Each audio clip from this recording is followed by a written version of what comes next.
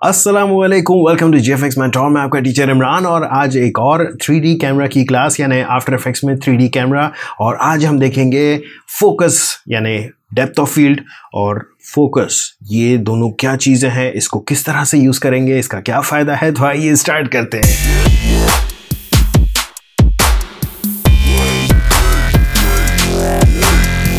Alright, welcome back. So first of all ये वही वाली एनिमेशन है जो कि आपने पिछली क्लास में देखी थी, राइट। और साथ ही साथ मैं एक दो चीज़ें और आप लोगों को बताना चाहूँगा कि आप अपनी एक ही कॉम्पोजिशन में मल्टीपल कैमरास भी लगा सकते हैं। सो फॉर एग्जांपल, अगर मैं यहाँ पर एक नया कैमरा लगाता हूँ, ठीक है, एंड इसको मैंने ओके किया और इस कैमरे को मैं यहाँ से सेट कर देता हूँ, उसको मैं थोड़ा ऊपर जाके रख देता हूँ। डोंट वरी, कैमरा 2 भी लगा हुआ, मैं अभी दिखाता हूँ। बट ये देख लें कि मैं इस कैमरे को थोड़ा सा पीछे ले रहा हूँ एंड साथ ही साथ इसको यहाँ पे रख रहा हूँ, ठीक है। सो अब हमारा एक कैमरा ये है, इसको मैं थोड़ा सा यहाँ आगे लगा रहा हूँ, ठीक है। एंड मज़े की बात है कि आप अगर अपनी कॉम्पोजिशन में यहाँ पर व्यू एक्टिव कैमरा रख दें, सीधे से यहाँ पर आपके पास कैमरा 1 आ रहा है, फिर आपके पास कैमरा 2 आ रहा है, फिर आपके पास कैमरा 3 आ रहा है, ठीक है।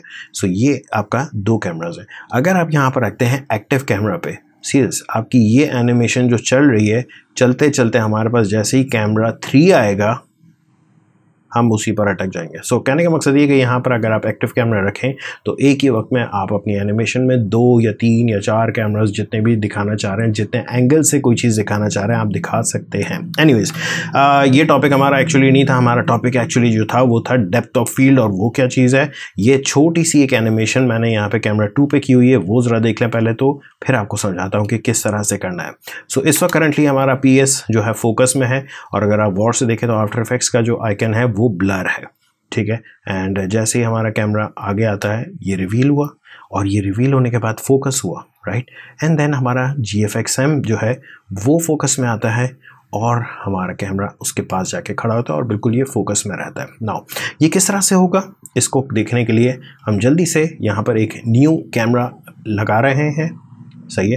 नाउ जैसे आप न्यू कैमरा लगाते हैं, आपके पास यहाँ पर एक और ऑप्शन आ रहा है, इनेबल डेप्थ ऑफ फील्ड। यहाँ से अगर आप इसको इनेबल कर देते हैं तो आपके पास ये ऑप्शन अवेलेबल हो जाएगा। अदरवाइज़ अगर यहाँ से नहीं करते, कोई मसला नहीं, ये भूल जाएं, कोई मसला नहीं है, इसको ओके कर दें।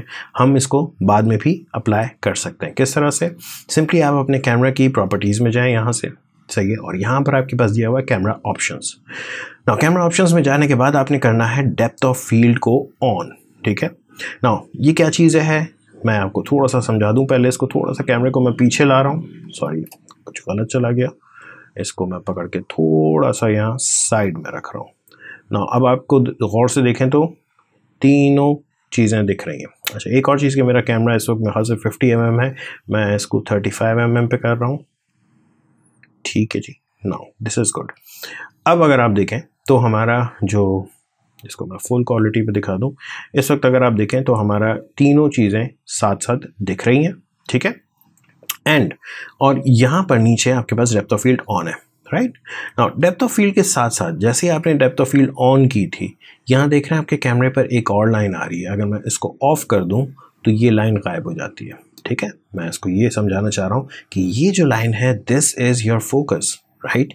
और एक और चीज़ कि यहाँ नीचे फोकस डिस्टेंस है और उसके साथ ही एपर्चर दिया हुआ है। नाउ याद रखिएगा कि एपर्चर क्या होता है, आपके लेंस के पीछे जो ओपनिंग होती है, अगर ये लेंस की ओपनिंग पीछे बड़ी है तो एपर्चर बड़ा है। दैट मीन्स अगर बड़ा है तो आपका जो शैलो डेप्थ ऑफ फील्ड है वो आएगी। शैलो डेप्थ ऑफ फील्ड मतलब आपने एक चीज़ को फोकस किया है तो दूसरी चीज़ दूर वाली ब्लर होगी। या आपने फोटोग्राफी में DSLR वगैरह की देखा होगा कि पोर्ट्रेट है तो जो चेहरा है वो फोकस है, पीछे सारी चीज़ें ब्लर है। ये चीज़ होती है डेप्थ ऑफ फील्ड। और ये कब होती है, जब आपका लेंस का अपर्चर बड़ा हो, ठीक है। सो हमने यहाँ पर लेंस का अपर्चर बड़ा करना है, इसको मैं बड़ा कर रहा हूँ। एंड अब देखिएगा कि क्या होता जा रहा है। जैसे जैसे मैंने बड़ा किया अपना लेंस का अपर्चर, ये ब्लर हो गया, ये थोड़ा सा फोकस में है ना। क्यों फोकस में थोड़ा सा है, क्योंकि ये लाइन यहाँ है और हमारा ये AE का आइकन यहाँ पर है। सो डेफिनेटली फिर हमें चेंज करना होगा फोकस डिस्टेंस। मैं इसको थोड़ा सा आगे बढ़ा रहा हूँ। अब इस वक्त करंटली ये पक्का फोकस में आ रहा है, ठीक है। ना ज़ाहिर है ज़्यादा जूम करके देखेंगे तो पिक्सेलेट ही दिखेगा, बट इस वक्त करंटली ये फोकस में है और ये फोकस से बाहर है, ये फोकस से बाहर है, एंड इवन पीछे जो लाइन है वो भी फोकस से बाहर है। ठीक है ना, अगर मैं ये चाह रहा हूँ कि हमारा फोकस इस पर आ जाए, सही है, तो जल्दी से हम अपने फोकस डिस्टेंस को कम कर रहे हैं और मैं इसको वैल्यूज़ कम करता जा रहा हूँ। सिंपली लेफ़्ट की तरफ क्लिक करके ड्रैग करेंगे तो ये वैल्यूज़ कम होना शुरू हो जाएगी, एंड एक्चुअली हमें इस लाइन को रखना है इस छोटी लाइन के साथ ना। ये छोटी लाइन क्या है, हमारा डेफिनेटली PS का जो आइकन है वो है। ठीक है, so yes this is in focus now, right now इस पर मैं लगा रहा हूँ की फ्रेम और ट्रांसफॉर्म में जाएं एंड इस पे हमने लगा दिया की फ्रेम पोजीशन पे।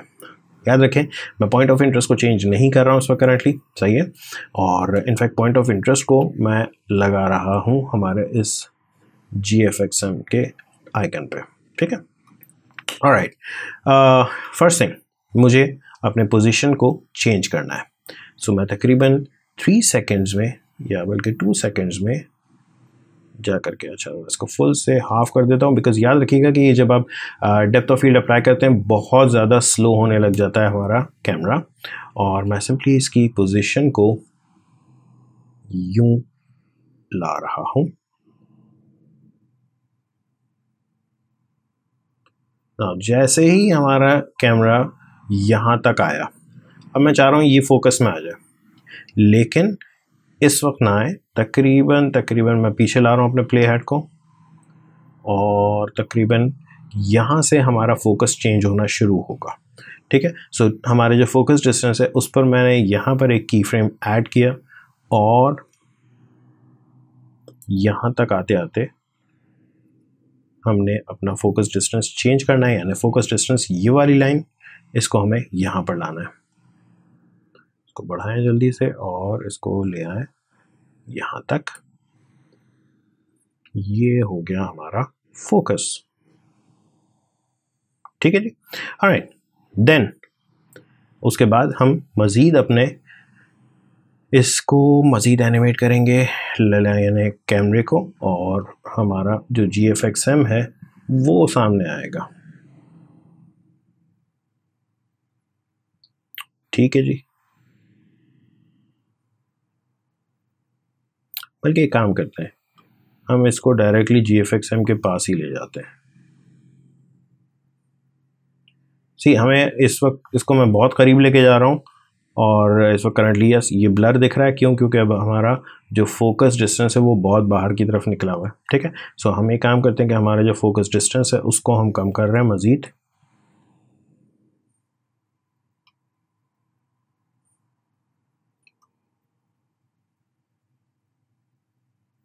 दैट्स इट, ये हो गया हमारा focus. Alright, great, so let's play this. मैं हमारा एक व्यू रख रहा हूँ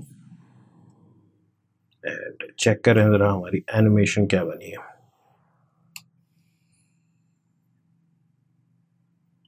ये चला, थोड़ा सा फोकस आउट होना शुरू हुआ है इसका, यस ये फोकस में आया है, एंड देन दैट्स इट। सो ये हमारी एक बहुत छोटी सी एनिमेशन बनी है जिसको हम प्रीव्यू करते हैं like this and this. So that's it. I believe आप लोगों को फोकस डिस्टेंस, अपर्चर और डेप्थ ऑफ फील्ड समझ में आई होगी और ये एनिमेशन भी पसंद आई होगी। नाउ देखें, ये छोटे छोटे से चंक्स हैं, इन सबको मिला करके डेफिनेटली हम फ्यूचर में कोई बड़ी सी चीज़ करेंगे ज़रूर।